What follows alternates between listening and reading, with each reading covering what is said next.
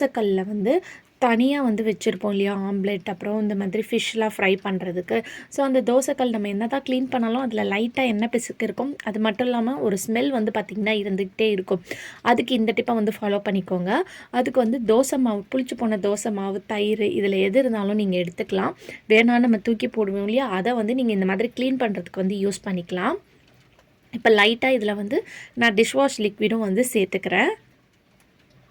இப்போ இதை சேர்த்துட்டு இதில் வந்து நான் வந்து தோசை ஊற்ற போடுறதில்ல. ஃபிஷ்ஷுக்கு அப்புறம் வந்து ஆம்லெட் பண்ணுற தோசைக்கல். ஸோ அதனால நான் ஸ்டீல் ஸ்க்ரப்பர் வந்து யூஸ் பண்ணிக்கிறேன். நீங்கள் வந்து தோசை சுடுற கல்லாக இருந்துச்சுன்னா ஸ்டீல் ஸ்க்ரப்பர் யூஸ் பண்ணாதீங்க. நார்மல் ஸ்க்ரப்பர் வந்து யூஸ் பண்ணிக்கோங்க. இப்போ இந்த ஸ்டீல் ஸ்க்ரப்பரை வச்சு நல்லா தேய்ச்சி இந்த மாதிரி ஸ்க்ரப் பண்ணி விட்டுட்டு ஒரு 5 to 10 மினிட்ஸ் அப்படியே அதை ஊற விட்டுருங்க. அது நல்லா ட்ரை ஆனதுக்கப்புறம் நீங்கள் வாஷ் பண்ணிங்கன்னா அதில் இருக்கக்கூடிய பேட் ஸ்மெல், அப்புறம் எண்ணெய் பிசுக்கு எல்லாமே வந்து பார்த்திங்கன்னா இந்த தோசை மாவு வந்து நல்லா அப்சர்வ் பண்ணி கொடுத்துரும்.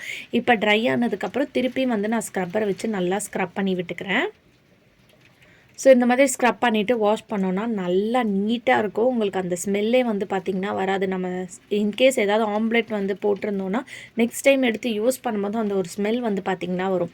அந்த ஸ்மெல் எல்லாம் இந்த மாவு வந்து பார்த்திங்கன்னா உங்களுக்கு ரிமூவ் பண்ணி கொடுத்துரும்.